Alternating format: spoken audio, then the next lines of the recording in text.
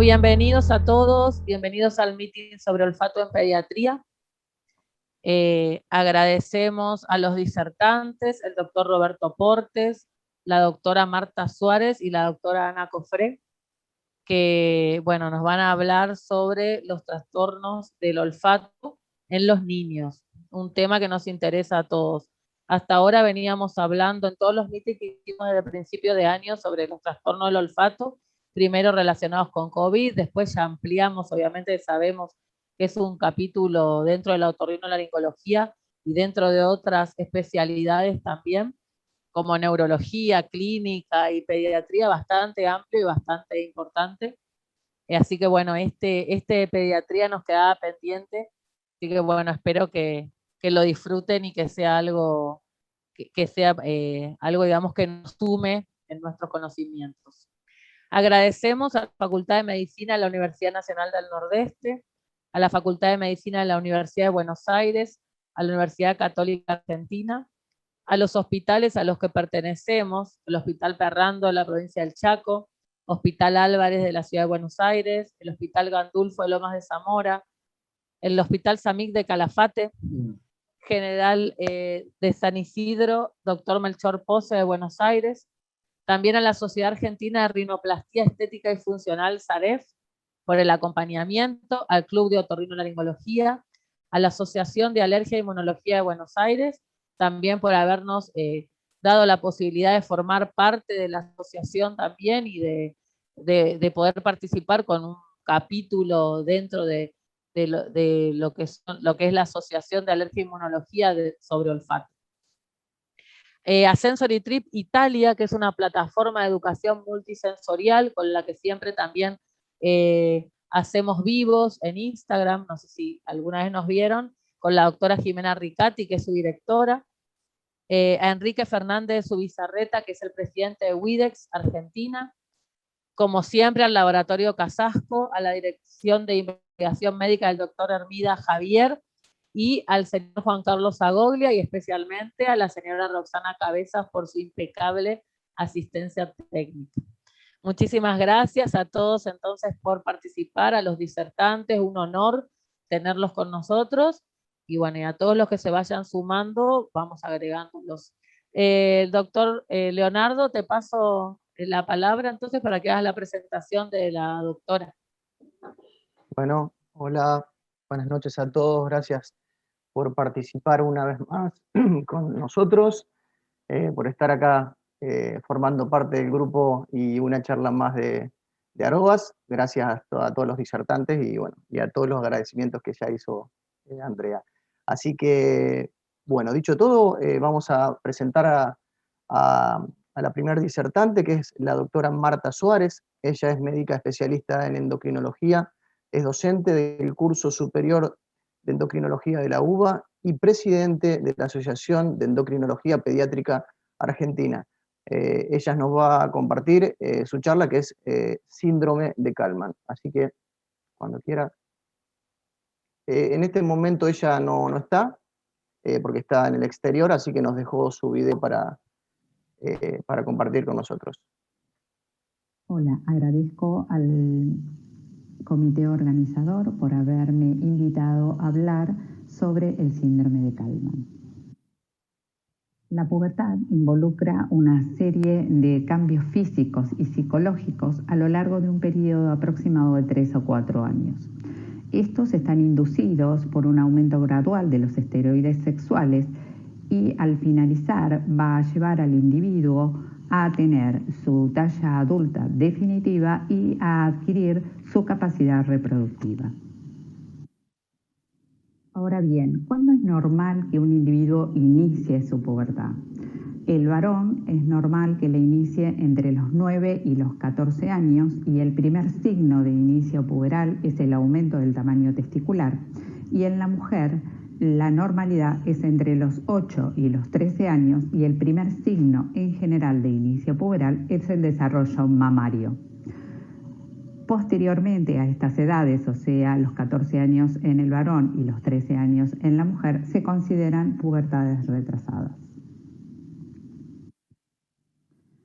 La falta de inicio puberal a partir de esas edades o la falta de progresión de la pubertad nos alertan sobre la posibilidad de encontrarnos frente a una patología. Una de las patologías con las que nos podemos encontrar son con los hipogonadismos. Si el eje hipotálamo-hipófiso-gonadal se encuentra con buen funcionamiento, tenemos que el hipotálamo va a producir el factor liberador de gonadotrofinas, el que va a actuar sobre la adenohipófisis, que va a sintetizar las gonadotrofinas, lúteo, liberina y folículo estimulante, que van a actuar sobre las gónadas, en el caso del varón, en los testículos. Estos van a producir testosterona y espermatozoides. La testosterona va a actuar a su vez sobre el hipotálamo y la hipófisis, regulando su secreción. En el caso de que exista una alteración a nivel testicular, o sea que estemos frente a un hipogonadismo primario, si bien se van a producir normalmente las gonadotrofinas, el testículo no va a responder, lo que va a producir una disminución en la producción de testosterona y espermatozoides. Si la alteración la tenemos en un hipogonadismo secundario, o sea que la alteración va a estar a nivel del hipotálamo y la hipófisis, no se van a producir las gonadotrofinas, con lo cual el testículo tampoco va a producir testosterona y espermatozoides. Estos dos hipogonadismos se los conoce cuando la alteración es sobre el testículo como hipogonadismos hipergonadotróficos, porque van a tener testosteronas bajas con gonadotrofinas elevadas, y los que son de la región hipotálamo-hipofisaria, o sea, hipogonadismos secundarios, se los conoce como hipogonadismos hipogonadotróficos, porque van a tener la testosterona tanto como las gonadotrofinas bajas. Los hipogonadismos hipogonadotróficos pueden ser congénitos o adquiridos. Dentro de los congénitos pueden tener déficit aislados de gonadotrofinas o asociados con otras trofinas hipofisarias, y pueden ser también síndromes polimalformativos. Dentro de los adquiridos nos encontramos con los tumorales, con las alteraciones endocrinas, como ser hiperprolactinemias, hipotiroidismos, o pueden ser enfermedades sistémicas que afecten la funcionalidad hipofisaria. Dentro de los congénitos está el síndrome de Kallmann, al cual nos vamos a referir hoy. El síndrome de Kallmann es un hipogonadismo hipogonadotrófico que tiene la particularidad de estar asociado a anosmia o hiposmia. La prevalencia es de un caso cada 8.000 a 10.000 hombres, y en el caso de las mujeres, un caso cada 40.000 a 50.000 mujeres. Los casos esporádicos son más frecuentes que las formas hereditarias. Hay 3 modelos de herencia, uno que es recesivo ligado al cromosoma X, que se lo conoce como CAL1, otro que es autosómico dominante, que se lo conoce como CAL2, y otro autosómico recesivo, que se lo conoce como CAL3. Y ahí pueden ver todos los genes que están afectados en los distintos tipos de herencia. Debido a la mayor prevalencia en varones, se pensó que la forma recesiva ligada al cromosoma X era la más frecuente, pero luego se observó que las mutaciones en genes autosómicos son más frecuentes. Bueno, en cuanto a su fisiopatología, la anosmia o hiposmia, que es característica del síndrome de Kallmann, se debe a una agenesia o hipoplasia de los bulbos olfatorios. Las neuronas secretoras del gen RH y las neuronas olfatorias parten de un origen común durante la embriogénesis, ya que ambas se originan en la placa olfatoria. Durante el desarrollo, las neuronas del gen RH migran a lo largo de los nervios olfatorios, atraviesan el bulbo olfatorio y se localizan posteriormente en el hipotálamo. La proteína codificada por el gen CAL1 se la denomina anosmina 1 y representa una guía para las neuronas de gen RH y los nervios olfatorios en su migración. Esta es una resonancia magnética nuclear donde se observa en la parte inferior, o sea como imágenes B, un bulbo olfatorio normal, y en las imágenes A se observa, señalada por una flecha, la falta de bulbo olfatorio en un paciente con síndrome de Kallmann. Si estamos frente a un paciente que presenta un hipogonadismo hipogonadotrófico congénito, podemos dividirlo en dos clases, los que tienen anosmia o hiposmia y aquellos que tienen olfato normal. Si estamos frente a un paciente que tiene olfato normal, vamos a investigar primero genes que afectan receptores u otro tipo de sustancias que alteran en la funcionalidad del hipotálamo y la hipófisis.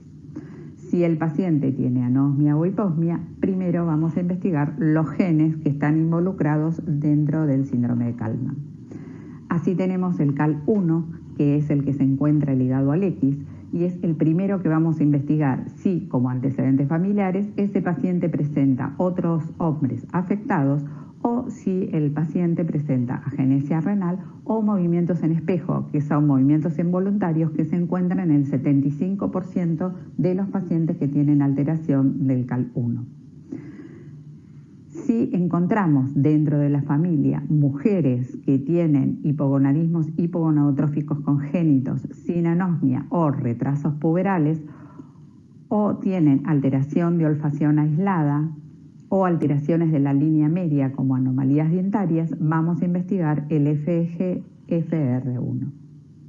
Existen también otros genes, si estos son negativos, y dentro de ellos el CHD7 es uno de los que más se puede presuponer si ese paciente tiene el síndrome de Charge. El síndrome de Charge está determinado por las siglas que corresponden a C de coloboma, como se observa en la imagen inferior de la pantalla, la H de efectos cardíacos, la A de atresia de Coanas, la R por retrasos de crecimiento o del desarrollo, la G por alteraciones genitales u urinarias, como ser por ejemplo la agenesia renal, y la E por anormalidades de audición, como ser hipoacusias o sordera. Bueno, ahora vamos a hablar sobre qué tipo de clínica pueden presentar a nivel genital estos pacientes. Como nosotros sabemos, la hipófisis fetal comienza su funcionamiento a partir del segundo trimestre de gestación. Comienza a secretar las gonadotrofinas entre las 20 y 24 semanas y eso estimula a la gónada, siendo fundamental en el varón el aumento de la testosterona para el crecimiento peniano y la ayuda del descenso testicular a bolsas escrotales.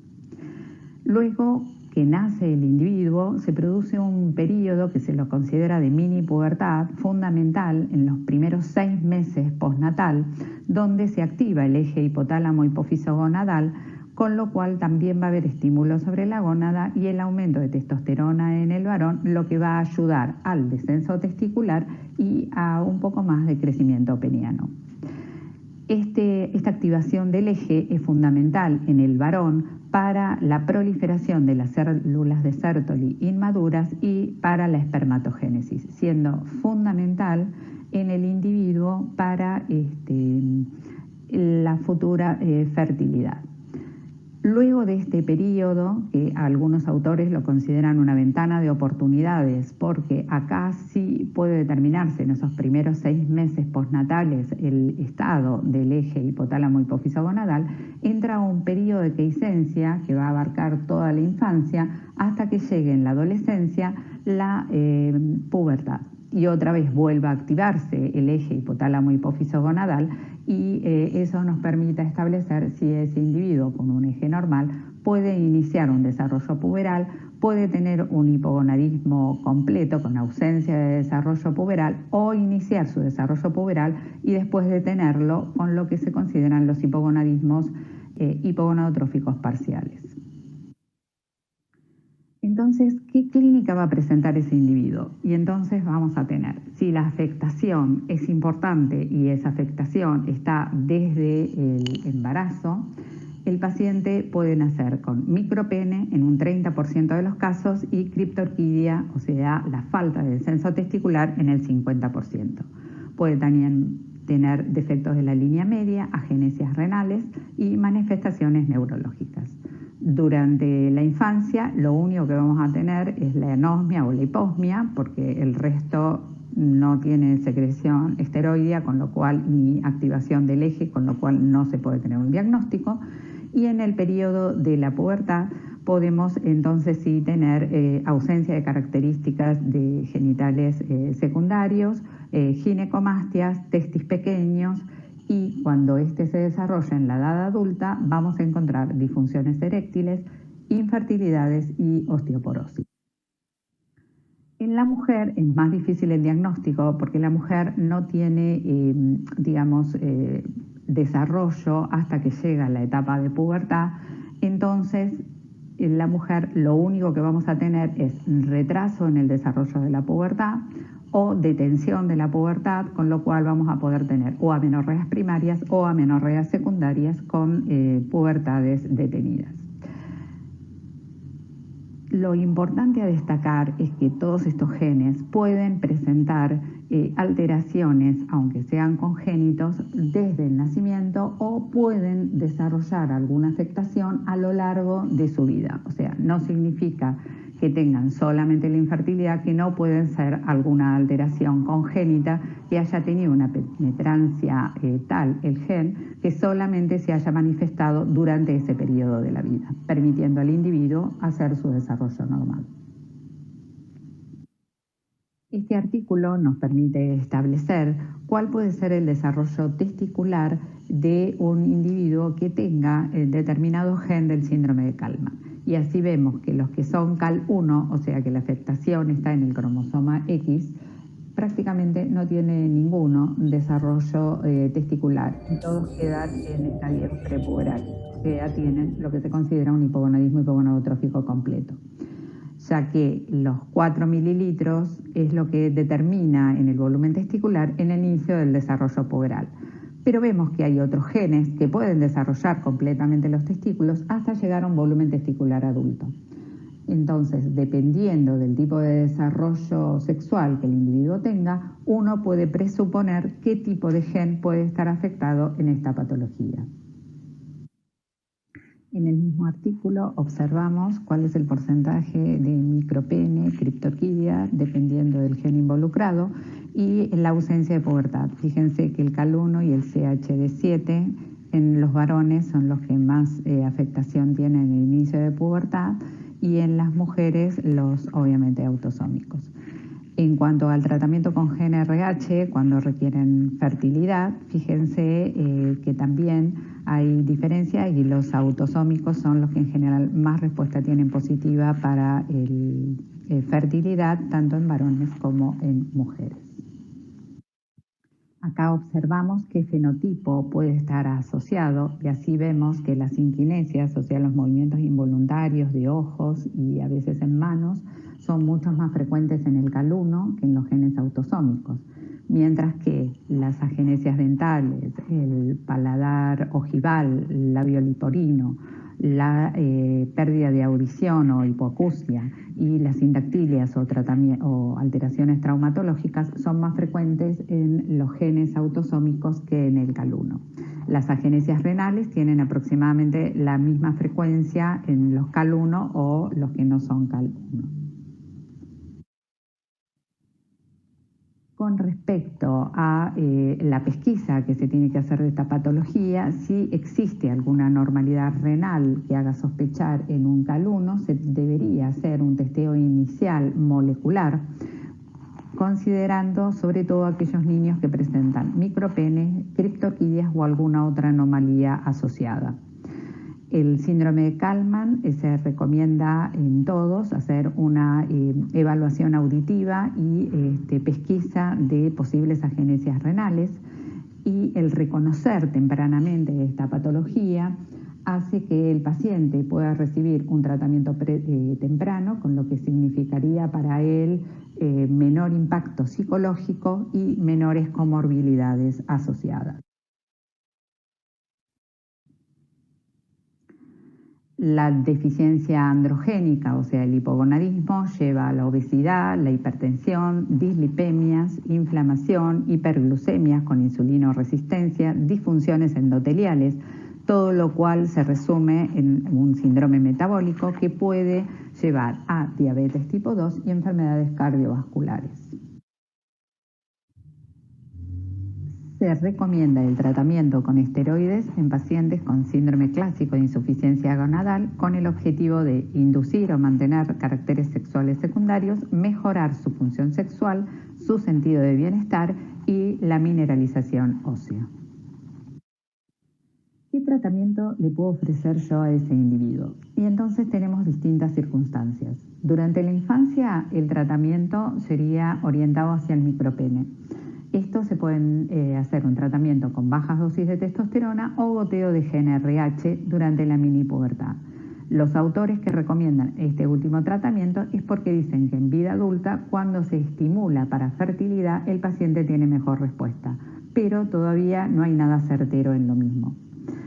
Los pacientes adolescentes, para la inducción de la pubertad y el mantenimiento y desarrollo de los caracteres sexuales secundarios, y en el paciente adulto que busca gesta, tratamiento con gonadotrofinas o GnRH pulsátil.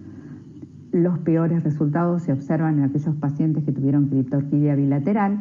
A mayor volumen testicular es mejor el resultado y como efecto adverso se presenta la ginecomastia. Lo importante es destacar que el tratamiento previo con testosterona no perjudica la respuesta gonadal al GnRH.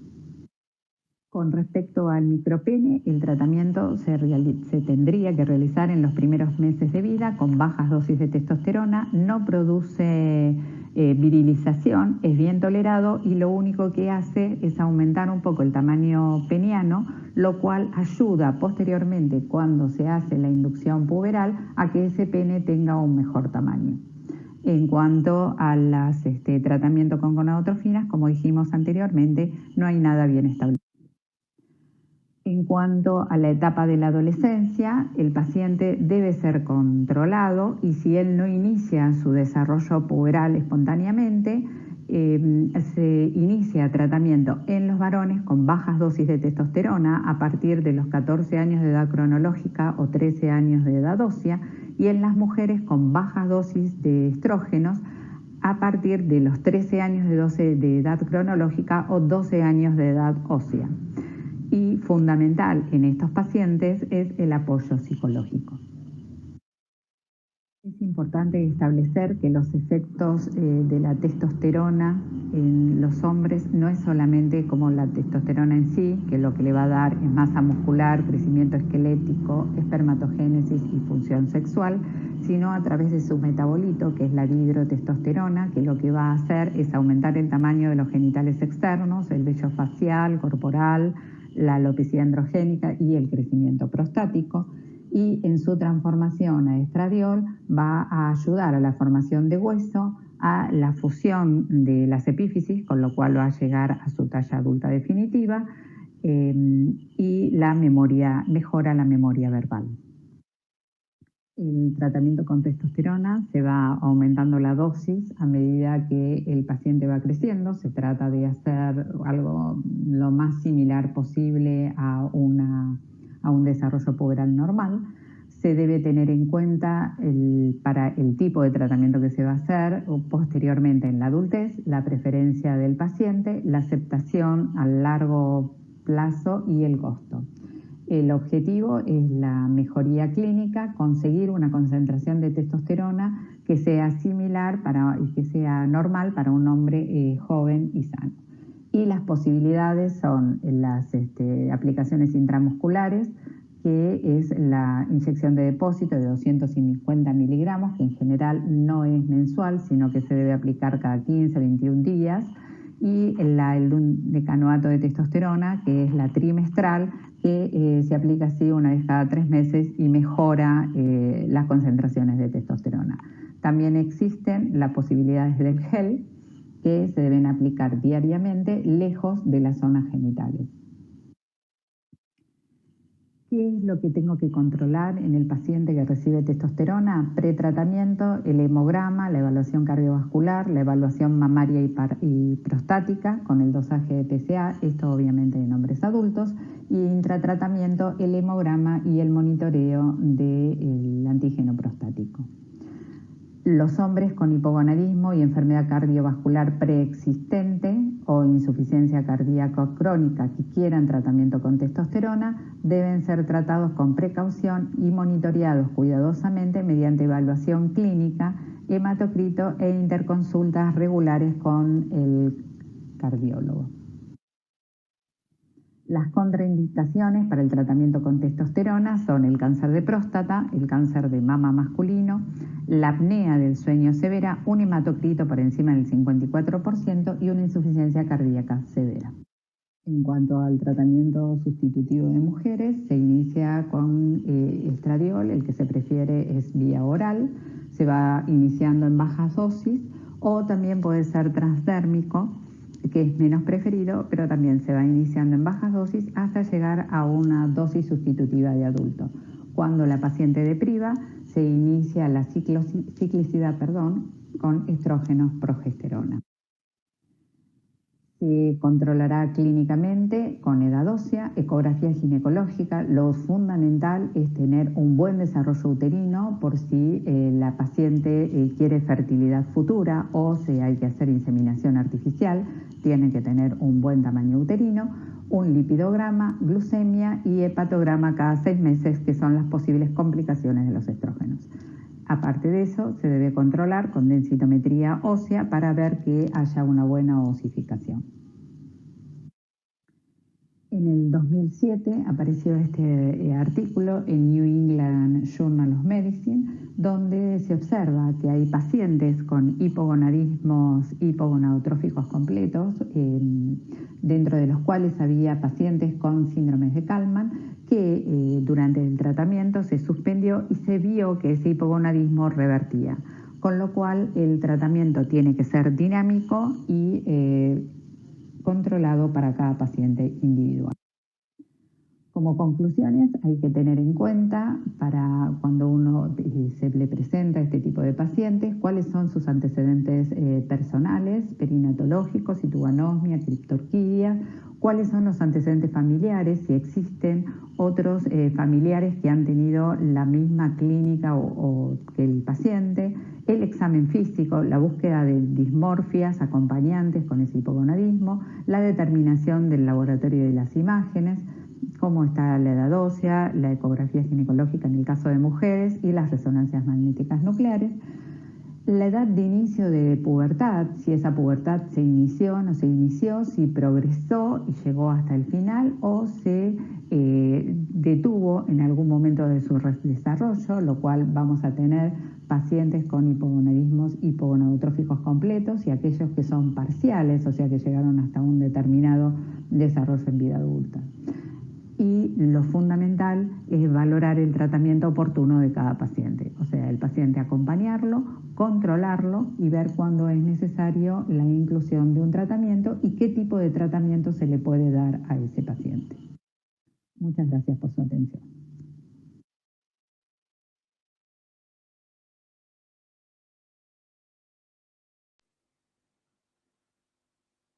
Bueno, agradecemos a la doctora Marta Suárez, muy amable por haber participado de nuestra charla, de esta nueva reunión. Muy interesante la charla que nos dio y por habernos dejado su video a pesar de no poder estar en este momento con nosotros, está de viaje. A continuación, bueno, vamos a continuar con el doctor Roberto Portes. Él es médico pediatra, especialista en alergia e inmunología, director del Centro de Alergia, Asma e Inmunología Quilmes y coordinador del Comité de Pediatría Pibes de AIVA. Él nos va a presentar una charla sobre rinitis alérgica en pediatría. Doctor, si está por ahí. Doctor, está muteado, ¿eh? Se tiene que habilitar el micrófono. Hola, Ana. Ahora sí. ¿Cómo estás? Ahora sí lo escuchamos, doctor. La verdad que, bueno, muchas gracias por la invitación. Y realmente resultaba interesante el tema que planteaban respecto al olfato pareció muy interesante porque uno no lo toma en cuenta, sobre todo los que nos dedicamos un poco a la parte respiratoria, ¿no es cierto? Es decir, que realmente se investiga poco y por eso me pareció realmente muy interesante el trabajo que hacen ustedes, porque es sumamente importante conocerlo. Resulta difícil, porque no es fácil investigar, sobre todo en los chicos, ¿no es cierto? En los chicos pequeños. Pero la verdad que me gustó mucho el tema. Hay que pensar que toda inflamación de la vía respiratoria afecta toda la parte sensitiva. Entonces, ahí se ha visto que hay una elevada prevalencia en los niños, un 21%, y en los adolescentes un 33%.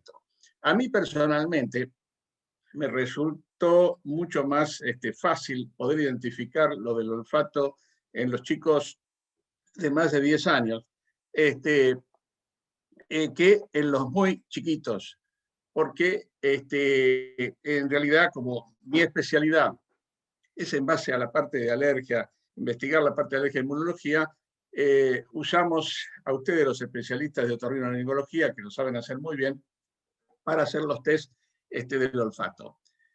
Siempre hay que pensar, cuando tenemos un chico con un trastorno así respiratorio, que existen enfermedades comórbidas. Es decir, estas son el asma, la sinusitis, los pólipos, la conjuntivitis, las infecciones respiratorias. ¿Qué nos va a producir todo esto? Nos va a afectar la calidad de vida de todos los chicos. Y esto afecta el rendimiento escolar y la actividad social, porque altera el dormir, produce cansancio, disminuye la capacidad de concentración, y además es como que tienen que tener una medicación crónica.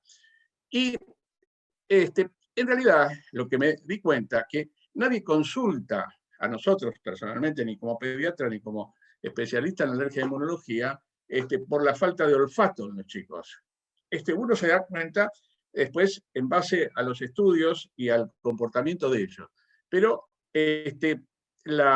realmente, cómo nos consultan las mamás, y nos consultan por la sintomatología que presentan, de las cuales ahora voy a comentarles. Y esto genera una inflamación, es decir, que toda esta alergia de vía aérea superior es una inflamación de la mucosa nasal mediada por IgE, inducida por alergenos, que en general son ambientales, en la mayoría de las veces. Ahora, ¿cuándo la madre nos consulta en general?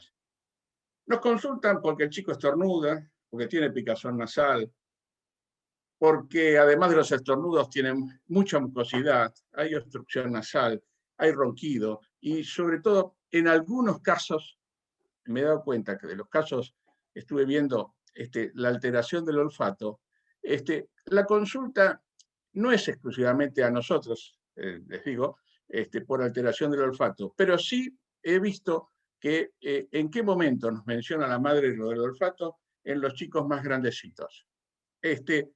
Y lo que es importante pensar que todos estos cuadros pueden ser intermitentes o persistentes. Es decir, que por ahí son intermitentes porque va pasando, es decir, tienen 2 o 3 días de sintomatología y luego desaparece y vuelve a repetir, o persistente, que se da en el caso del 80%, que tienen en forma continuada. Donde hemos visto la alteración mayor del olfato es en los persistentes. Es decir, en los que son intermitentes no nos hemos dado cuenta así, y el índice es muy, muy bajo de alguna alteración olfatoria. Pero en los persistentes sí, porque hay una inflamación permanente de lo que es que se da, que altera totalmente la parte sensitiva, con lo cual el chico tiene trastornos. Los cuadros en general pueden ser leves, moderados o severos, dependiendo un poco de la intensidad del cuadro y de cómo se complementa ese tipo de reacción. Y siempre hay que recordar que debemos hacer un diagnóstico diferencial. ¿En qué? en rinitis infecciosas, viral y bacteriana. Y ustedes van a ver que en la actualidad se nos complicó. Debido a la pandemia, les puedo asegurar que hasta hace 6 meses las consultas eran mínimas. Decíamos, pero ¿cómo? Se acabó la alergia, se acabaron las infecciones. No, y ahora vino el malón de consultas por cuadros, sobre todo de tipo rinitis, pero de tipo infecciosas virales, bacterianas, que por supuesto que las madres están preocupadas, y a veces los médicos también, para descartar el tema del COVID. Pero siempre hay que tener presente hacer el diagnóstico diferencial, porque la sintomatología es la misma. O sea, es el estornudo, es decir, entre una rinitis infecciosa y una alérgica, se presenta de la misma forma. Entonces, es importante investigar bien para hacer el diagnóstico diferencial. Recordar, y esto es de utilidad para la terapéutica, la fisiopatogenia de todo este proceso, que es la participación de mediadores químicos. Todos se acordarán de la histamina, de los leucotrienes liberados por los mastocitos. La histamina se almacena en los granos de mastocitos y basófilos, se libera ante la presencia del antígeno y actúa sobre el receptor H1 de varias células y produce los síntomas de la rinitis. Por eso esto es importante. ¿Por qué? Porque de ahí surgió los tratamientos que después vamos a comentar. Los leucotrienos están liberados por el mastocito en la fase temprana y por eosinófilos y neutrófilos en la fase tardía, y producen obstrucción y secreción. Y las citoquinas, liberadas por linfocitos T durante la fase tardía y por mastocitos, son los que mantienen la inflamación. Yo digo, esto es lo básico del proceso inflamatorio de vías aéreas superiores y que sirve para interpretar por qué nosotros los medicamos a posteriori. Ahora, ¿por qué la consulta? Volvemos a comentarlo. ¿Por qué la madre consulta con los chicos? ¿Por qué lo traen? Por obstrucción nasal, por rinorrea, por prurito, por estornudos, epistaxis, prurito ocular, trastornos auditivos y del olfato. Les vuelvo a comentar que en realidad los chicos con trastornos de olfato que hemos visto o que realmente que más a menudo consultan, ya son chicos grandes, grandecitos, y que son los que la madre se da cuenta que el chico ha disminuido su olfato o ha perdido su olfato. Realmente es sintomatología importante y molesta, porque calculen ustedes, cuando los cuadros son persistentes, el hecho de estar continuamente con estornudos, todos los días, con secreción hidrorrea persistente, que no deja hablar, con picazón de ojos, con picazón de la nariz, que se resfriega la nariz, que se resfriega los ojos, y eso le trae trastornos a veces de hipoacusia o trastornos de inflamación del oído por la trompa de Eustaquio, con lo cual le trae molestia. Esto altera totalmente la calidad de vida de estos chicos. Por eso, realmente es muy importante saber qué hacemos con estos pacientes. En primer lugar, un buen examen físico. Es decir, en el examen físico es muy importante ver cómo están las mucosas, sobre todo porque no nos olvidemos la relación que existe entre la alergia y la palidez de las mucosas. Y otra vez vamos a recurrir a la consulta del otorrinolaringólogo, que es el que mejor puede examinar todo lo que es la mucosa nasal por dentro, para ver cómo se encuentra. Pero realmente es muy importante examinar, hacer un buen interrogatorio de cómo se presentan los cuadros y sobre todo los antecedentes familiares, porque en la alergia se da el hecho de que hay, en general, son hereditarios los cuadros. Como estudio complementario, y le digo que es importante hacérselos en todos, está el recuento de eosinófilos en sangre. Si bien no se da a veces en todos los chicos, porque a veces hay otras patologías, cuando uno encuentra una eosinofilia, hay que pensar que también puede ser provocado por una parasitosis y por por otro tipo de afecciones, pero en general, en el alérgico, siempre hay más de un 4% de eosinófilos que se distingue. La citología nasal es muy importante también, porque ahí vamos a ver también los eosinófilos en la mucosa. La IgE total. La IgE total es realmente es indispensable hacerla, y sobre todo es conveniente que nos cuantifican, porque es muy común de ver a veces en los laboratorios que uno pide IgE total y ponen más de 200, más de 300, más de 1000, más de 1500. Y realmente es muy importante que nos diga tiene 1550, tiene 580. ¿Por qué? Porque eso nos va dando la pauta en el seguimiento de cómo va evolucionando cuando hacemos los tratamientos para tratar de disminuir esa IgE total, ir viendo si baja, porque si nos dicen más de 200 y en realidad tiene 1000, y hacemos el tratamiento y siempre nos dicen más de 200, nunca sabemos si bajó esa IgE. Otro tema es la IgE específica. ¿Y por qué acá es importante la IgE específica y los test, por ejemplo, los test cutáneos? En realidad, últimamente, al principio, en la parte así de alergia, estudios, se usaban los prick test. Uno, porque resultaba imposible hacer los dosajes en sangre, años atrás, no había reactivos para los elementos que uno usaba, y por eso se usaban los prick. Lo que pasa que a veces eso complicaba, porque había que pinchar, ¿no es cierto?, a los chiquitos, que a veces era complicado en los brazos, porque se ponían mal, hasta que surgieron la aparición de los reactivos en sangre, y empezamos a hacer los RAS, la IgE específica en sangre. Con lo cual cada vez hay un mayor número de RAS para hacer, lo cual simplificó mucho, porque en un solo pinchazo uno puede averiguar un montón de causas que generan el problema alérgico en los chicos. ¿Y qué vamos a estudiar cuando uno pide los RAS, por ejemplo? O hacemos los PRI. Bueno, nosotros sobre todo los factores ambientales. Eso es muy importante porque son los que van a provocar, a detonar los síntomas alérgicos nasales, que después se nos van a traer la hiposmia o la anosmia, también como consecuencia. ¿Y estos cuáles son? De factores ambientales, los más comunes son los ácaros, que hay en el polvo habitacional, que están en los peluches, que están en los colchones, en las almohadas.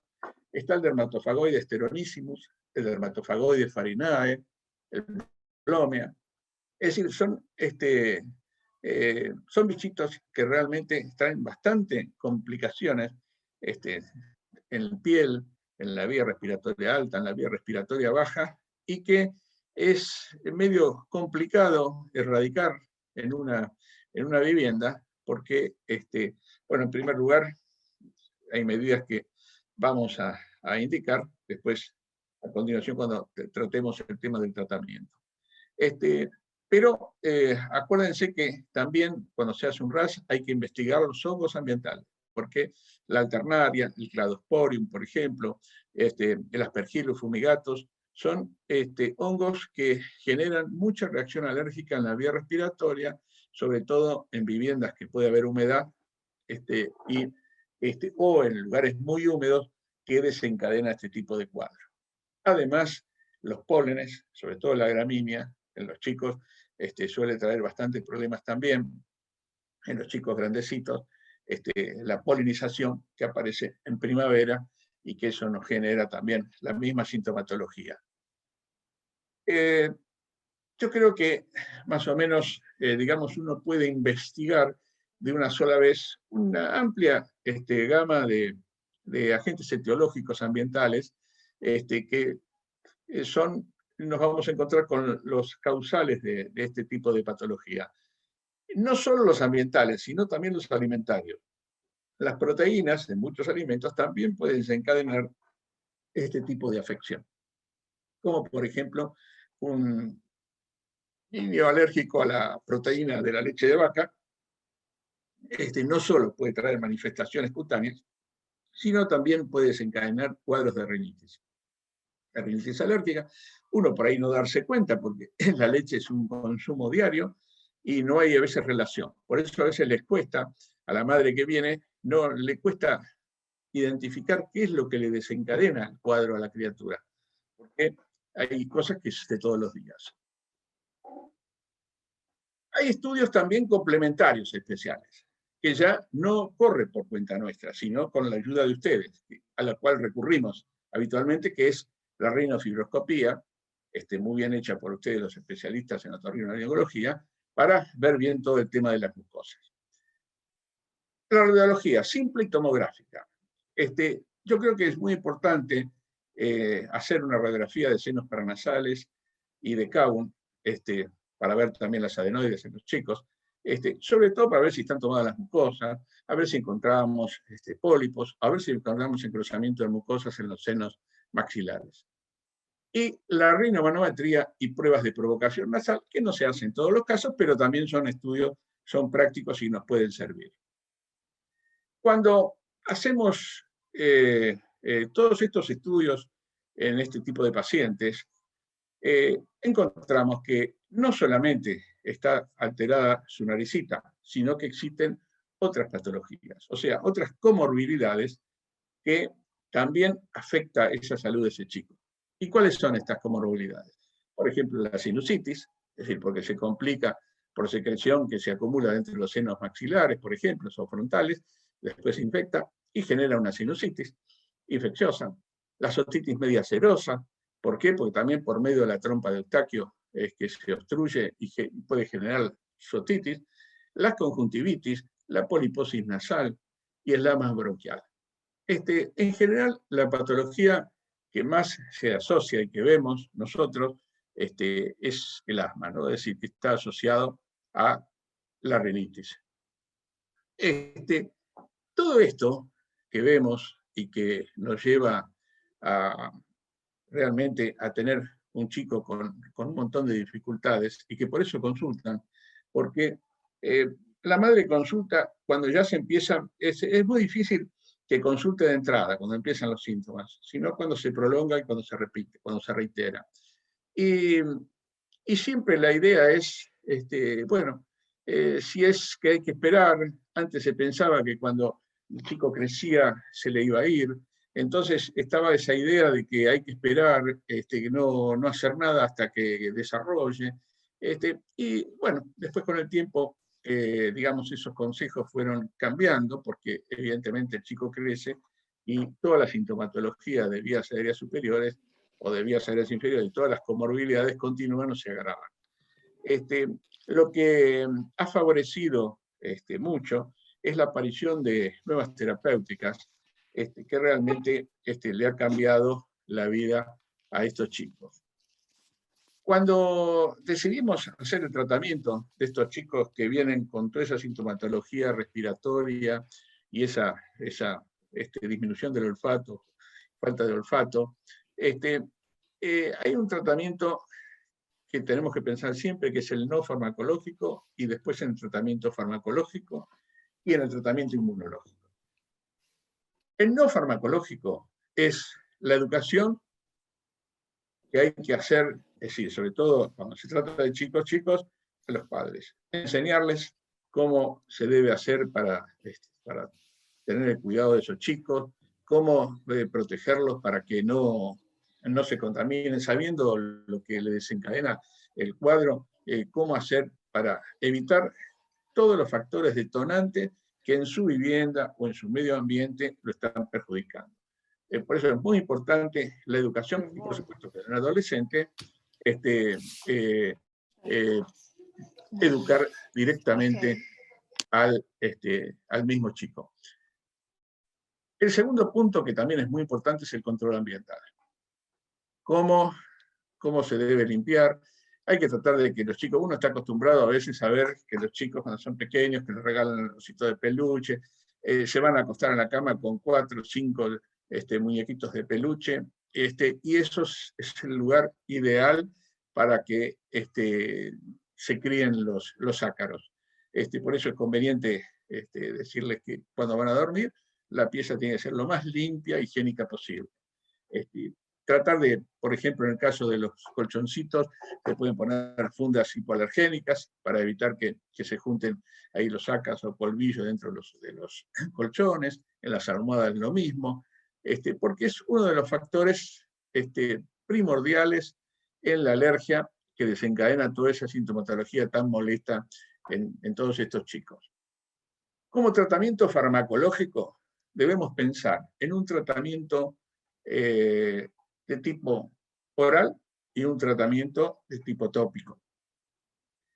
Dentro de los tratamientos orales, bueno, siempre el más utilizado por todos nosotros son los antihistamínicos, ya desde hace muchísimas décadas. Y acordémonos de los antihistamínicos de primera generación, como la difenidramina, la clorfeniramina, que son muy efectivos, pero ¿qué sucede? Acuérdense que produce somnolencia, el chico está muy somnoliento, si uno tiene que repetir las dosis, no son demasiado convenientes a veces, sino dejarlo para, sobre todo a veces, para la medicación que va nocturna, porque durante el día, si uno se da cuenta que los adormece bastante. Los de segunda generación, que fueron apareciendo como derivados, tenemos la cetericina, la levocetericina, la fexofenadina, la loratadina, desloratadina, que son excelentes antihistamínicos y que ya no producen ese tipo de somnolencia o de decaimiento que generaban los otros. Casi todos se pueden usar, ya digo, de acuerdo a la tolerancia de cada individuo. Realmente a veces es necesario. ¿Por qué? Porque realmente inhiben lo que es el estornudo, la picazón de nariz, la secreción. Entonces, cuando ese chico está molesto, no queda otra que medicarlos con ese tipo de medicación. Pero también tenemos los antihistamínicos tópicos. No nos olvidemos que los antihistamínicos podemos usar, es decir, combinados, por ejemplo, como se usa a veces los corticoides con la celastina. Es de uso importante también local. Como corticoides tópicos, acá sí hubo algunos cambios a través del tiempo, porque al comienzo se usaba mucho la dexametasona y debido a la biodisponibilidad aumentada, ¿qué pasaba? Que se absorbía y pasaba sangre y nos traía los efectos secundarios que ya todos conocemos de los corticoides. Por eso después vino bien la sustitución por la mometasona y la fluticasona, que son excelentes también corticoides y que se pueden usar perfectamente durante bastante tiempo y no traen los efectos secundarios que nos traen los otros corticoides. Y para el alérgico, por supuesto, los antileucotrienes. Los antileucotrienes, como es el Montelukast, que realmente interviene muchísimo para el alérgico, realmente favorece la disminución del estado alérgico, es bastante importante, lo usamos bastante nosotros en el tratamiento habitual del alérgico. Los que son descongestivos, orales, por ejemplo, como que tienen pseudoefedrina, o tópicos que tienen afasolina o chimetazolina, en realidad también se pueden usar con sus precauciones. Y los anticolinérgicos, como el bromuro de ipratropium, que realmente es importante a la hora de uno disminuir la secreción. Ahora bien, todo esto es sintomático, es decir, que cuando se presenta un chico con la rinorrea, con la obstrucción nasal, con la picazón del prurito nasal, con la disminución del olfato, nosotros tenemos que actuar en forma inmediata para aliviarle esos síntomas de entrada y también para que se quede tranquila la madre, para mejorar el estado general de ese chico que está alterado, que ha alterado su sueño, su conducta escolar. Y por eso les decía que, es decir, en primer lugar, usamos los antihistamínicos orales tratando de que sean de segunda generación para que no le provoque somnolencia. Y empleamos los tópicos, es decir, la medicación tópica de los corticoides de la fluticasona o mometasona, fluticasona, en algunos casos combinada, por ejemplo, la fluticasona con acelastina, para darle a la mañana. ¿Por qué? Porque el antihistamínico también nos ayuda a disminuir el prurito y la secreción. Y a la noche, por ejemplo, muchas veces le damos la combinación de la fluticasona con la oximetazolina, porque es descongestivo y le permite respirar mejor, tener menos ronquido, y ayuda a mejorar mucho el tema del olfato. Y llegamos al punto de que necesitamos, la madre nos dice si esto es suficiente, si lo tiene que tomar de por vida, y cómo resolvemos el tema de la alergia. Y si el olfato que ha disminuido o perdido debido a toda la sintomatología alérgica, se va a ir con la medicación. Bueno, nosotros tenemos que saber que además hay un tratamiento inmunológico, que es el específico que nosotros utilizamos, que es en base a lo que ese chico es alérgico y a los cuales el resultado que hemos obtenido a través de los RAS o del prick test que hemos hecho. Actualmente, nosotros estamos haciendo, es decir, la inmunoterapia, la hacemos de tipo sublingual o subcutánea, dependiendo de los casos. Es más la sublingual, porque nos ha dado muy buenos resultados. En el caso del tratamiento de la inmunoterapia, con eso vamos a ir acostumbrando a ese organismo de tal manera que se va desensibilizando con el tiempo y va perdiendo la reactividad a los elementos que él le hacía, le provocaba el estornudo, la rinorrea.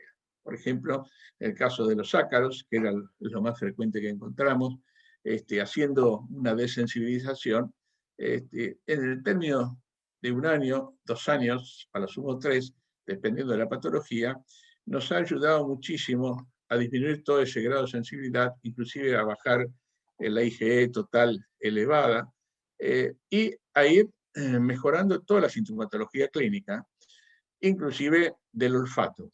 Al recuperar, hemos visto que en esos que eran sumamente alérgicos han ido recuperando su olfato, porque lo hemos confirmado más, ya les decía antes, en los adolescentes que en los chicos, con los cuales es más complicado. Cuando nosotros hemos testeado un poco el olfato, lo hemos hecho con cosas, elementos que son comunes en los chicos, como es el olor a chocolate o el café, es decir, o por ejemplo, que sean olores continuos que ven en la casa, ¿no es cierto? Por ejemplo, la vainilla también lo utilizamos, es decir, usamos 3 o 4 cosas, elementos para ver si lo identifican. Y después lo específico más lo derivamos a los especialistas de otorrinolaringología, que ellos conocen mucho más del tema en ese sentido y hacen un estudio del olfato mucho más específico que nosotros. Pero realmente hay que tener en cuenta que esto del olfato, por eso me gustó mucho el tema de esta reunión que han hecho y que nos hayan invitado a los pediatras, porque es un tema que medio que se descuida, o sea, que no se piensa en que estornuda, se empieza en el chico que se le tapa la nariz y nos olvidamos del olfato, que va vinculado también con el sabor, porque uno pierde el olfato, pierde sabor, el chico se alimenta mal, y vemos que realmente donde está peor el tema del olfato es en el chico más grande, donde hemos encontrado hipertrofia de cornetes, por ejemplo, y uno lo que ve que cuando le va disminuyendo la inflamación por la utilización local de corticoides tópicos, con el tiempo se va desinflamando, además de disminuir toda la sintomatología, vemos que nos dicen que huelen mejor. Entonces, realmente vemos que en la rinitis alérgica el olfato cumple un rol muy importante. Ya les dije de comienzo, resulta muy difícil en el chico poder evaluarlo, pero en el chico ya preadolescente y adolescente es mucho más fácil porque ellos mismos uno le pregunta y lo testea con los elementos estos habituales que uno tiene a disposición y que ellos conocen bien, y ahí podemos lograr.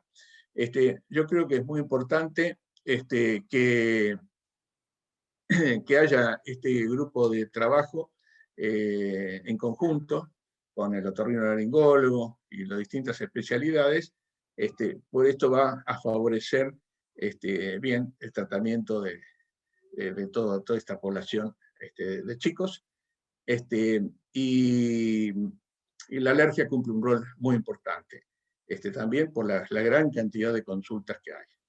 Bueno, yo creo que es todo lo que yo puedo decirles, así que cualquier pregunta estoy a su disposición y les agradezco nuevamente el poder estar en este excelente simposio. Bueno, muchísimas gracias, doctor Portes, realmente espectacular estuvo su presentación, muy interesante. A nosotros nos sirve mucho también como otorrinolaringólogos, que sabemos, ¿no es cierto?, que la especialidad de alergia e inmunología va de la mano también con la nuestra, es complementaria en un montón de cosas, así que espectacular lo que nos dijo. Y le cuento que nosotros, dentro de la red de olfato con la que estamos trabajando con la doctora Ana Cofré, este grupo de humildes otorrinolaringólogos que nos juntamos en época de pandemia y bueno, y estamos tratando de armar este capítulo del olfato también en la Asociación Argentina de Alergia e Inmunología en AIBA de Buenos Aires. Nosotros utilizamos como odorantes para los chicos frutilla, banana, que son los que, así como usted decía, los más comunes, los que habitualmente para los chicos les resulta más familiar, digamos, frutilla, banana, chocolate, limón, porque siempre algún cítrico, puede ser limón o naranja, o cualquiera de esos, chocolate, bueno, ya dije, y menta. Y lo hacemos con, nosotros armamos unos kits especiales y le hacemos oler al paciente, que eso también lo pueden hacer ustedes como alergista, como pediatra, cualquiera en su consultorio, no es necesario que lo hagamos nosotros. Nosotros haremos después un poquito más específico, si es necesario, si hay una anosmia o una disosmia, un poco más específico ya el diagnóstico, con más odorantes, digamos, ¿no? Pero para hacer el test básico, para ver lo que huele, se utilizan generalmente en el niño esos aromas que para ellos son habituales o son más conocidos. Entonces, frutilla, banana, chocolate, limón y menta. Era para hacerme aporte. Y hay varias preguntas, doctor, pero yo creo que seguimos por ahí con la presentación de la doctora Ana Cofré y al final le hacemos las preguntas, ¿puede ser? Pero perfecto. Bueno, muchísimas gracias, doctor, vuelvo a agradecer. Bueno, ahora vamos a presentar a la doctora Ana Cofré. Ana, ¿estás por ahí? Acá estoy, ya estoy compartiendo pantalla, no sé si se ve. Sí, hola doctora. Bueno, la doctora Ana Cofré es médica especialista en otorrinolaringología, es la presidenta de este grupo de la Asociación de Red de Olfato Argentina Smell Training, AROAS. Y ella trabaja también, es experta en olfato y es médica del staff de otorrinolaringología, del servicio de otorrinolaringología del Hospital Álvarez. Así que bueno, hay un montón de cosas para decirle a la doctora Ana Cofré, pero vamos a su presentación mejor. Y después seguimos. Ay, Andrea, me haces ruborizar. Bueno, gracias Roberto por la participación Perdón por la demora, pero tuvimos un tema de logística en quirófano, pero bueno, acá estamos y vamos a iniciar la parte esta de alteraciones del olfato, la importancia en la detección precoz dentro del área que nos compete a nosotros como otorrinolaringólogos. Tenemos que saber bien que lo que es el sentido del olfato y el gusto son uno complementario del otro. Según la definición de Doty y Bromley, ellos dicen que el olfato es la percepción del olor que ingresa en nuestras fosas nasales, ya sea por vía anterior u ortonasal y por vía posterior o retronasal. ¿Sí? Esa vía posterior o retronasal es la más importante, ya que esa es la que va a determinar la percepción del sabor de esos alimentos, nos va a llevar al deleite. Y ahora les voy a explicar el por qué es la diferenciación con el gusto.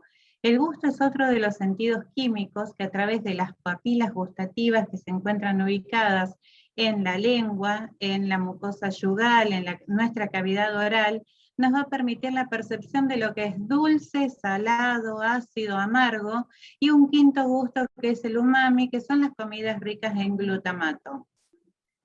Entonces, la sumatoria de olfato en un 80% y de gusto nos va a dar el deleite, el sabor de las comidas, esa palatabilidad que sentimos y el disfrute cuando estamos comiendo algún rico postre o el rechazo porque no nos gusta la comida.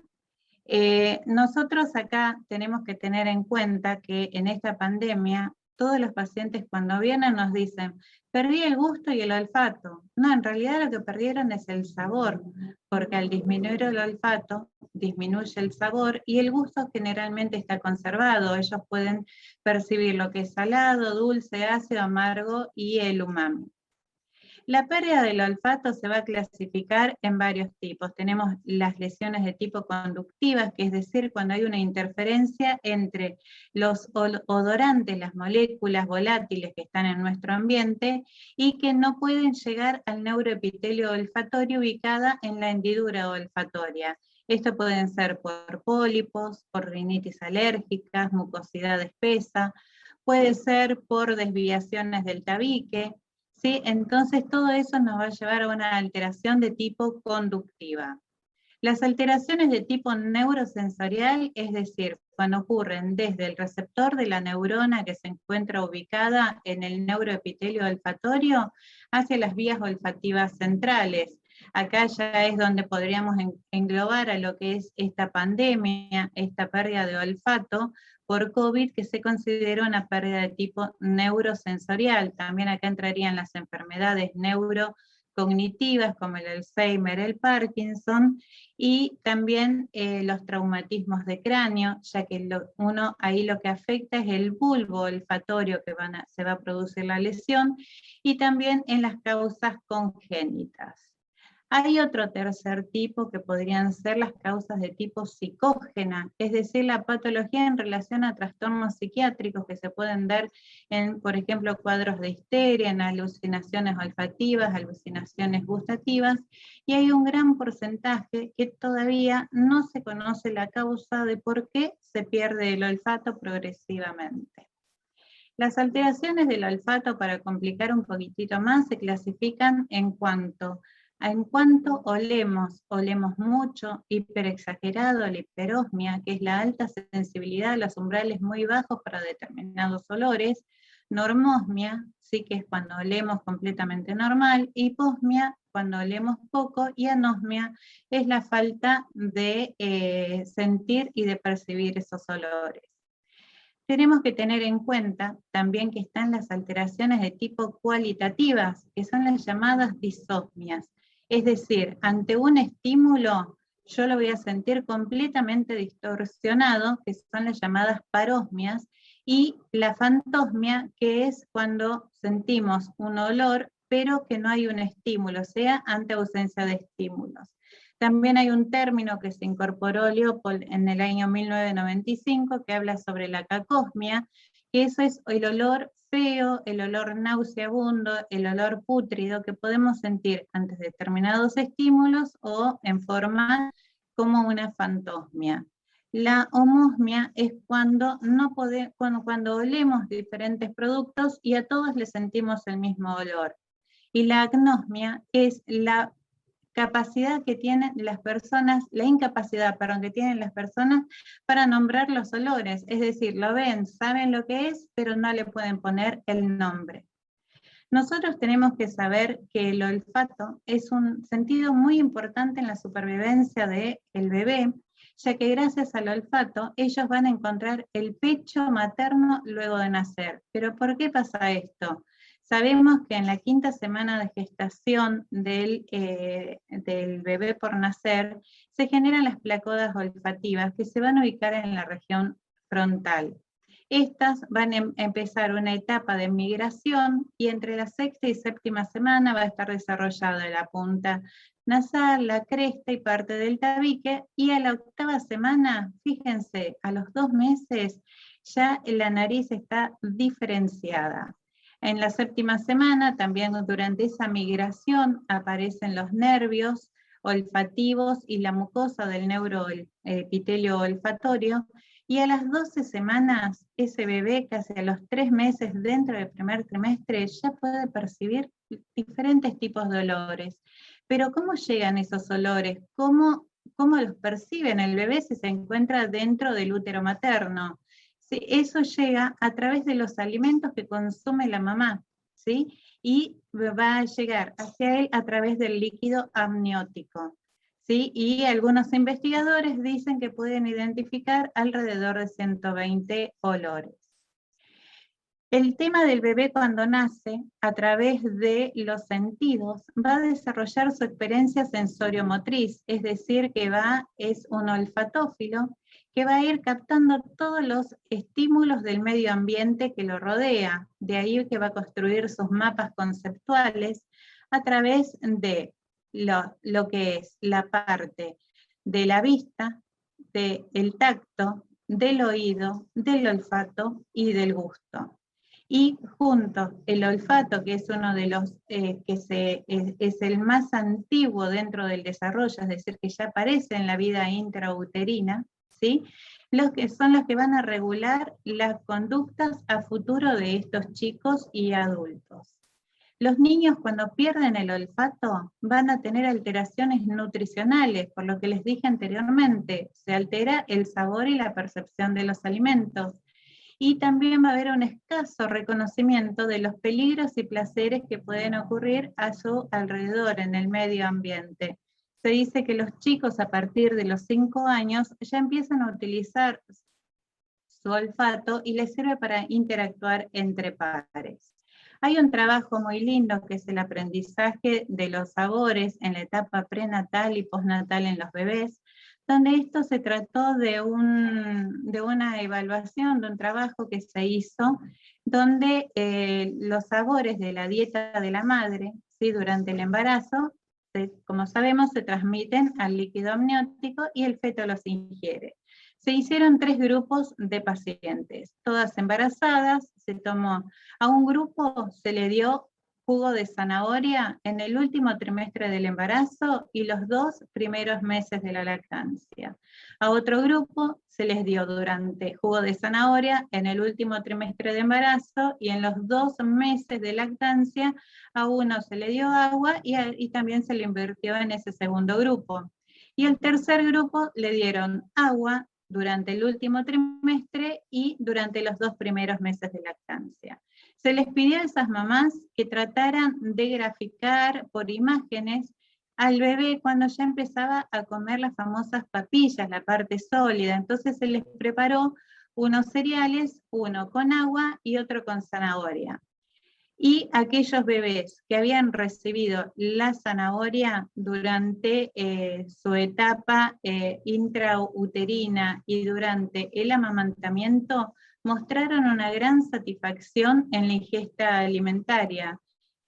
Entonces se dice que a través de este estudio se probó la hipótesis de que la experiencia con un sabor en el líquido amniótico, la leche materna, modifica la aceptación y el disfrute de los bebés en los alimentos con sabores similares durante la etapa del destete que tanta angustia le produce a los bebés. Y también estas experiencias tempranas del sabor pueden sentar las bases en las diferencias culturales y étnicas en la alimentación y en la cocina. Es por eso que nosotros, cuando trabajamos con los olores, los tratamos de adaptar de acuerdo a la cultura que tiene cada población, la cual vamos estudiando. Las causas que van a aparecer, que van a alterar el olfato en los niños, las más comunes son las infecciones respiratorias de la vía aérea superior, de etiología viral. Por ejemplo, acá entraría lo que es el COVID, coronavirus, SARS-CoV-2, ¿sí? Las de causa alérgicas, las rinosinusitis crónica, la hipertrofia adenoidea, los traumatismos de cráneo, las causas congénitas e idiopáticas. Acá ustedes se dirán, pero ¿por qué la hipertrofia adenoidea me va a traer alteraciones en el olfato? No se olviden, como les dije al inicio, que por vía retronasal a través de la masticación se desprenden las moléculas odorantes de esos alimentos que estamos ingiriendo y por lo tanto acá va a haber una alteración en el trayecto de esas partículas que no van a llegar al neuroepitelio olfatorio. Por eso no sé si a ustedes no les han dicho más de una vez los papás cuando les hacen la adenoidectomía a los niños, dicen mejoró en el apetito, es como que tienen más ganas de comer. Es porque se les sacó esa causa de tipo conductiva que le estaba alterando el sabor y el deleite de las comidas.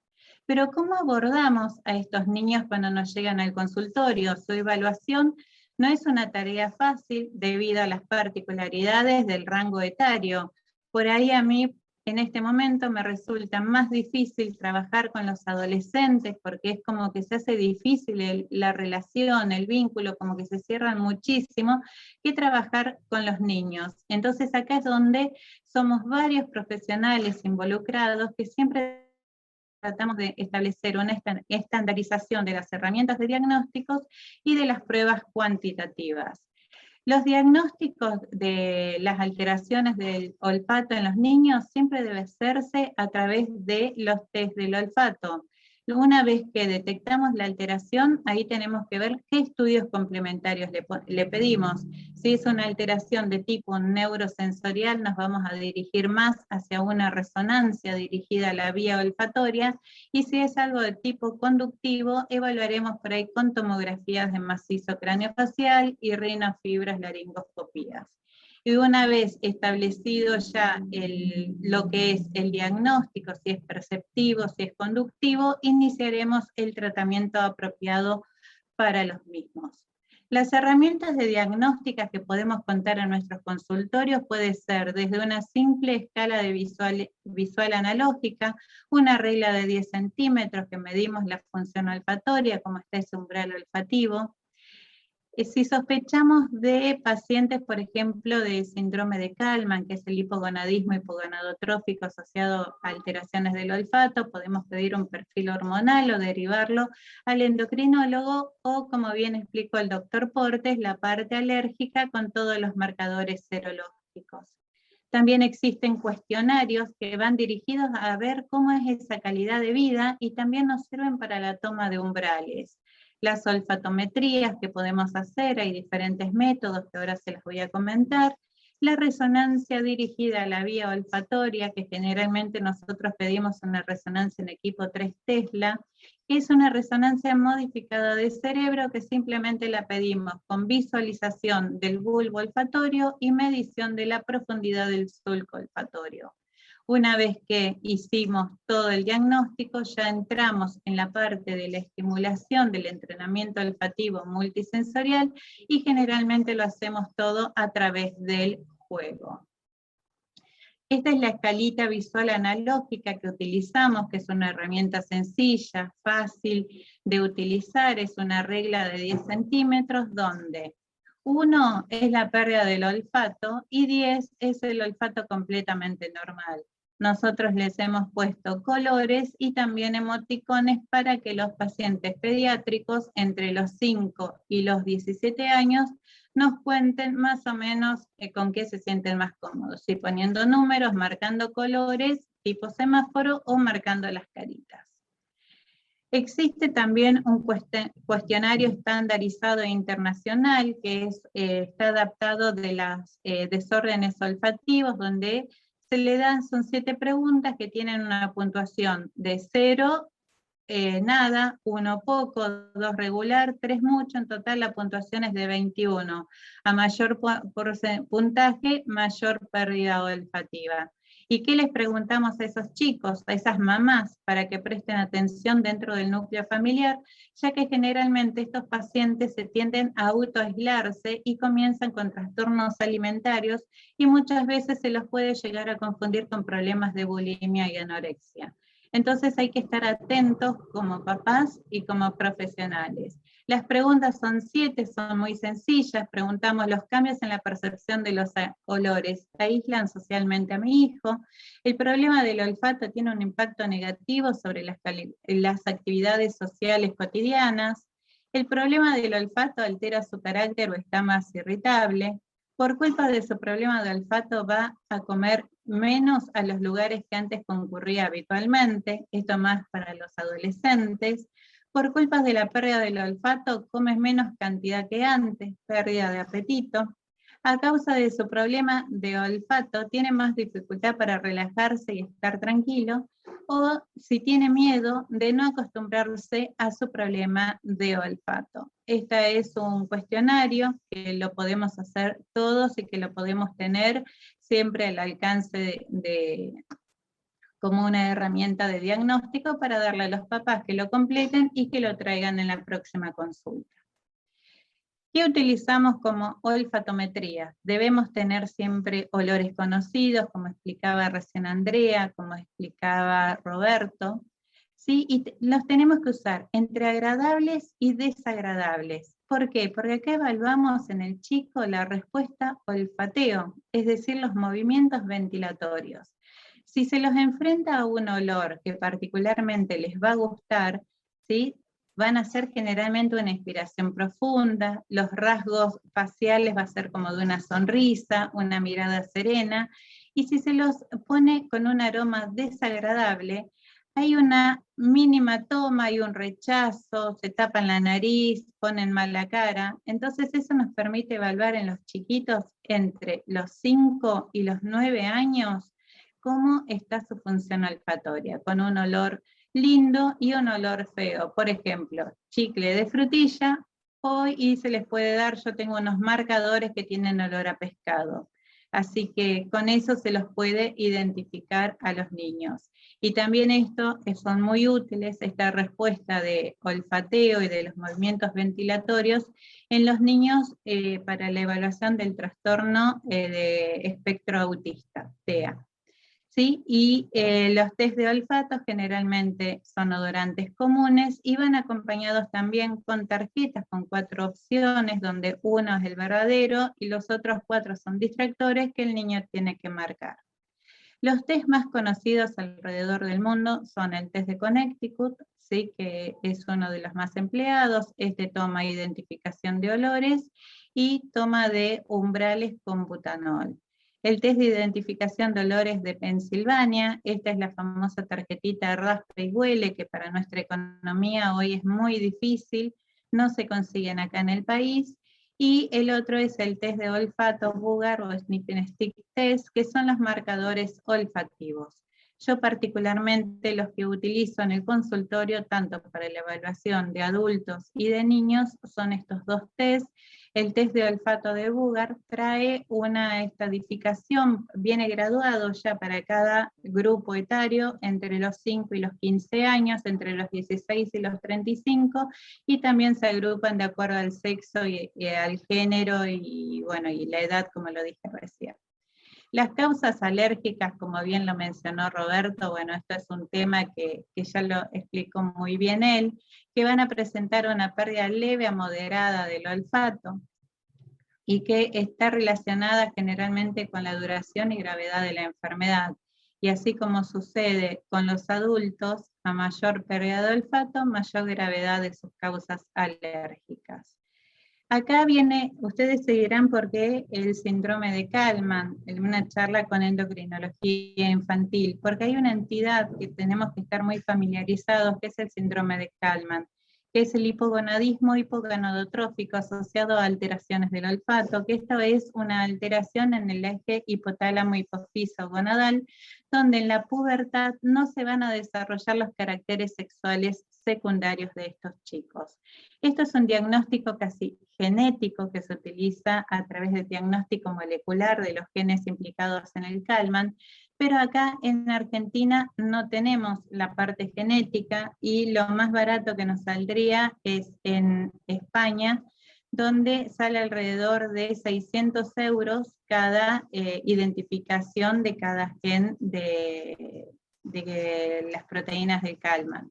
Entonces nosotros en nuestro servicio de otorrinolaringología en el Hospital Álvarez tenemos este protocolo de trabajo donde incluimos al paciente, la edad, les realizamos una olfatometría, laboratorio en condiciones basales de hormona luteinizante, folículo estimulante, testosterona. Le hacemos la resonancia con el protocolo de olfato. También estos chicos con el síndrome de Kallmann pueden tener alteraciones a nivel renal o abdominal y pueden estar acompañados de una hipoacusia de tipo perceptiva. Entonces le pedimos audiometría. Entonces sería, ante una sospecha de Kallmann, olfatometría, laboratorio con dosaje hormonal, protocolo de la resonancia, ecografía abdominal y audiometría. Nuestro primer caso fue allá por el año 2013, una paciente de 9 años femenina que la consulta la realizó su mamá, preocupada porque notó que su hija no sentía los olores desagradables. Por ejemplo, había tenido un hermanito hace muy poquito tiempo y nunca le sentía el olor a caca de los pañales sucios. Entonces eso la llevó al servicio de otorrino. También empezó a prestar atención, que no conocía, por ejemplo, le daba para oler por ahí chocolates y papas fritas, y para ella era lo mismo. Entonces, bueno, con todos esos datos, llegó al servicio de otorrinolaringología. Cuando le hago el examen, lo que me llamó la atención de la nena fueron el color de los ojos, esta despigmentación del iris. Ella era la única de la familia que tenía ese color de ojos, entonces esto hablé con la gente de oftalmología que compartimos el mismo piso, la vieron, le hicieron una evaluación de la agudeza visual, un campo visual y era completamente normal. ¿Sí? Entonces empecé a buscar asociaciones de qué podía pasar con esta nena, donde había despigmentación del iris, había como es una alteración en el olfato, pero después la mamá decía que la nena había sido un embarazo normal, parto normal, escolaridad normal, enfermedades, no refirió datos de relevancia que me hicieran sospechar de algo. Cuando se le hace la audiometría que se le ingresa en el protocolo de Kallmann, encontramos, acá fue una sorpresa, nos encontramos con que en el oído izquierdo había una mínima caída perceptiva y en el oído derecho había una cofosis. Entonces acá ya teníamos otro indicio de que estábamos ante un probable Kallmann. Y cuando le hicimos el test de olfato, nos dio anosmia, la resonancia de peñascos era normal, y la resonancia de olfato con el protocolo, nosotros en el gobierno de la ciudad de Buenos Aires utilizamos un resonador 1.5 Tesla, así que acá podemos ver la calidad de imagen, fíjense que no es buena, pero que a los fines prácticos os sirve bastante. No se evidenciaba la formación de los bulbos olfatorios ni de la cintilla olfatoria, ¿sí? Y se observaba un rudimentario azul olfatorio. Entonces ahí empezamos a trabajar en forma multidisciplinaria con la doctora Marta Suárez y el equipo de pediatría del hospital, y hoy en día la nena lleva una vida completamente normal. Entonces, los niños con alteraciones sensoriales van a precisar siempre de una intervención precoz que facilite su desarrollo. Y nosotros estamos trabajando, como muy bien lo dijo Andrea, en el entrenamiento olfativo multisensorial a través de este kit de entrenamiento olfatorio, el cual pronto ya lo vamos a tener para quienes lo quieran, nos quieran pedir o que podamos colaborar también, tanto para que lo puedan usar como elemento de diagnóstico en el consultorio o como elemento de rehabilitación. Está basado en los fundamentos que están utilizando en el Hospital de Niños de Colorado y de Seattle, donde ya que hay muy poca evidencia acerca de cómo va evolucionando el entrenamiento olfativo en los chicos, que se vio muy puesto ahora como en estado como de apuro, y se empezaron a trabajar con aceites esenciales para los chicos que perdieron el olfato por COVID-19.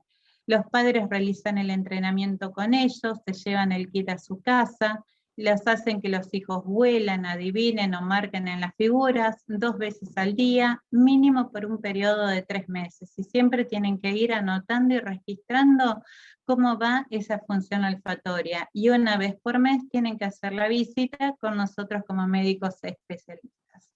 Así que bueno, desde ya muchas gracias por la atención. Acá les dejo mis datos de contacto y lo que necesiten a disposición. Bueno, gracias Ana. Interesante, la verdad que muy lindo todos los datos que has tirado nuevo y que nos ayudan cotidianamente a ir agregándole cada vez más bases a los tratamientos y cosas más floridas que siempre aparecen, obviamente, aparte de todos los médicos que nos están acompañando hoy, que seguramente también les debe haber parecido muy interesante. A nosotros, si bien lo vemos bastante seguido a esto, bueno, siempre hay datos por los cuales sumar, y en el caso de los chicos, obviamente, que no, si bien no es muy común, por lo menos en el caso mío de ver muchos chicos, siempre es importante tener por lo menos afinados estos detalles para saber cómo manejarlo en el caso de tener que ver los niños. Tenemos algunas preguntas que nos están haciendo para el doctor. Les voy a pasar algunas. Doctor Roberto, acá nos preguntan el uso de oximetazolina en niños. ¿Desde qué edad y qué dosis más o menos está manejando? Sí, en realidad la oximetazolina la estamos usando tópicas, ¿no? Usamos la combinación con la fluticasona. Y a partir ya de los 5 años la empleamos en spray, ¿no? En spray tópico, sin inconveniente. Perfecto. La oximetazolina en realidad nos ayuda muchísimo, sobre todo en el caso de los chicos con obstrucción nasal importante, ¿no? Es decir, los roncadores, chicos que tienen muy agrandado ya los cornetes debido a la inflamación, nos da buenos resultados el hecho de hacer la combinación de oxi con la fluticasona. Perfecto. Tal cual como viene el spray. Y en el caso del Montelukast, ¿cómo lo utiliza? ¿Cómo lo está utilizando? ¿En qué dosis lo está utilizando y en qué casos de alergia? Sí, lo usamos en la mayoría de los casos donde la IgE está alta, elevada, ayuda muchísimo, nos ayuda muchísimo, y por supuesto que de acuerdo a las edades estamos usando el de 4 miligramos, el Montelukast de 4, o el de 5, o el de 10, de acuerdo a las edades, ¿no es cierto? Es decir, que en los menores de 6 años usamos el de 4, de 6 en adelante hasta las adolescentes usamos el de 5, y después usamos el de 10 a partir de los 12 años. Da muy buenos resultados para ayudarnos a disminuir el estado así de la IgE elevada, cuando está elevada, y que se puede, ayuda en otro sentido también, por las comorbilidades, o sea, para los chicos que presentan la rinitis con asma, por ejemplo, nos viene muy bien porque ayuda muchísimo también a evitar los cuadros asmáticos, ¿no? Así que lo usamos bastante y con muy buenos resultados. Doctor, le hago una pregunta. ¿Durante cuánto tiempo utiliza, perdón, pero esa es duda mía. ¿En qué periodo? Justamente iba a preguntar igual. Sí. ¿Durante cuánto tiempo utiliza el Montelukast? El Montelukast lo venimos usando, depende del cuadro que tenga, lo podemos usar 1 año, 2 años, 3 años. No hemos visto así efectos adversos. Y realmente en chicos que vienen, por ejemplo, hace 2 años utilizándolo, sin ningún tipo de inconvenientes, y realmente ayuda muchísimo a disminuir toda la sintomatología que estamos hablando del estado alérgico, ¿no? Exclusivamente. Tanto de vías aéreas altas como bajas. Hay otra pregunta. ¿Usa asociación de cetiricina o fexofenadina junto a Montelukast? Sí, yo uso mucho por comodidad de lo que hay en el mercado, la levocetericina con el Montelukast. Realmente es una combinación que cuando la descubrí y empecé a actuar, me da muy buenos resultados, sobre todo, claro, como es de 10 miligramos, de 10 y de 5 de levocetericina, 5 miligramos, lo estamos usando en chicos más bien grandes, es decir, adolescentes, ¿no es cierto? Por la dosificación. Pero lo que hemos visto, que al dárselo durante la noche, por ejemplo, disminuyen los estados de estornudos, de congestión así matinales, y se puede usar en forma prolongada que no ha tenido ningún efecto secundario. Aquellos que tienen comorbilidades de tipo, por ejemplo, en piel, es decir, acompañando a la rinitis, también viene muy bien porque evita el prurito y las reacciones cutáneas. Sí. ¿Y en los menores se podría dar cetiricina en gotas o la levocetiricina en gotas y el Montelukast masticable? ¿Esa asociación? Exactamente. Sí, se puede usar ahora que está, se podría usar. Yo, más que nada, lo estuve usando en chicos ya a partir de los 5 años, ¿no? La combinación, por ejemplo, que el comprimido, como se puede cortar, se puede dar la mitad de comprimido. La mitad, pero la verdad que da muy buenos resultados. Muchísimas gracias, doctores. No, gracias a ustedes. Gracias a ustedes, excelente las disertaciones de ustedes y el trabajo que están haciendo, los felicito. Bueno, muchas gracias. Ana, tenemos algo ahí para preguntarte también. En el caso de pérdida de olfato post-COVID en los niños, ¿qué tiempo de recuperación has visto en los casos que te ha tocado? Mira, generalmente me han llegado casi todas mujeres en un rango etario entre los 8 y los 17 años. A todos les he hecho la olfatometría, ¿sí? Y presentan alteraciones de hiposmia severa, en algunos casos anosmia.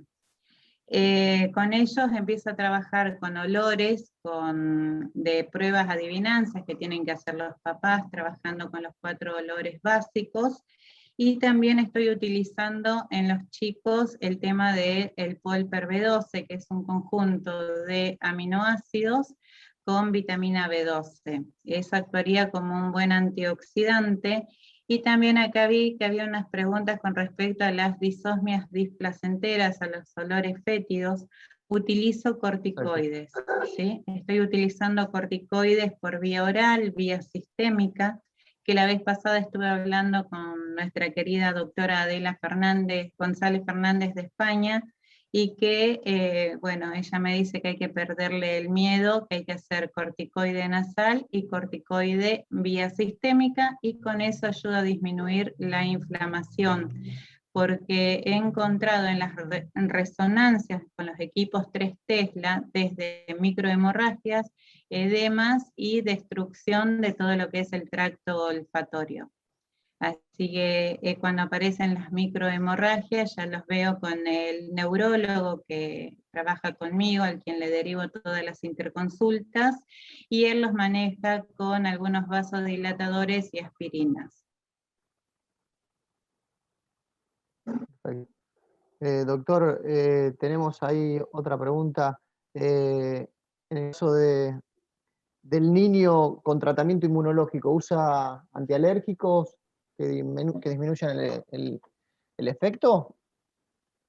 Se puede usar simultáneamente, sí, es decir, el tratamiento inmunológico, uno puede usar también con antihistamínicos o corticoides tanto orales como tópicos, sino no disminuye el efecto de la parte de tratamiento inmunológico. O sea, se puede hacer la desensibilización sin ningún tipo de inconvenientes. Lo hacemos habitualmente. Uno disminuye la medicación cuando ve que empiezan a disminuir la sintomatología, ¿no? Entonces ahí uno va cortando los medicamentos, y ya les había comentado que en el caso de la inmunoterapia nosotros lo hacemos por tiempo prolongado, entre 1 año y 3 años, dependiendo un poco del cuadro, y cómo va reaccionando el chico, ¿no? Perfecto. Gracias. No sé, Andrea, si querés hacer alguna otra más. No, hay un par más de preguntas, pero se está extendiendo mucho, ya son las 10 casi. Y la verdad que creo que tendríamos que ir cerrando. Fue espectacular el meeting de hoy. Realmente agradezco a todos, a los disertantes, a Roxana también por haber estado siempre atenta a todo con nosotros. Bueno, y esperemos una próxima reunión. Seguramente el mes que viene hacemos otro meeting, así que bueno, doctor Portes, lo vemos en AIVA, en el comité en el comité NAIVA, para en octubre. Por supuesto. Bueno. Muchas gracias. Gracias por la invitación, gracias a todos ustedes, gracias también a Roxana, que siempre está con nosotros, y realmente va a haber que invitarla a Roxana para hablar, porque ya se ha especializado en todo. Aprendí tanto con todos ustedes, que es un placer. Sabe todo ya, Roxana. Y Roxana está siempre. Así Está que siempre bueno, presente. muchas gracias. Ahí respondo una pregunta que hacen sobre la vitamina A. La vitamina A se utiliza en combinación con la vitamina E, que es retinol y tocoferol. Se puede mandar a hacer un preparado magistral, que después el que necesite la fórmula yo se la paso. Y se tienen que utilizar 2 gotas a la mañana, 2 gotas a la tarde, 2 gotas a la noche en cada fosa nasal. ¿Eso qué función cumple? No es que va a recuperar el olfato mágicamente por la vitamina A, sino que eso actuaría como antioxidante y como lubricante, ¿sí? Se me metió el gato en el medio, perdón. No importa. Antialérgicos para el pelo del gato. Así es. Y que cumpliría esa función junto con el entrenamiento olfativo más las vitaminas A intranasal. Súper, espectacular. Sí, hay preguntas, pero ya son las 10. Ya tiene el preparado para hacer competencia a Casasco. Sí, le vamos a vender la fórmula a Casasco. Bueno, cómo no. Muy bien. Bueno, muy bien.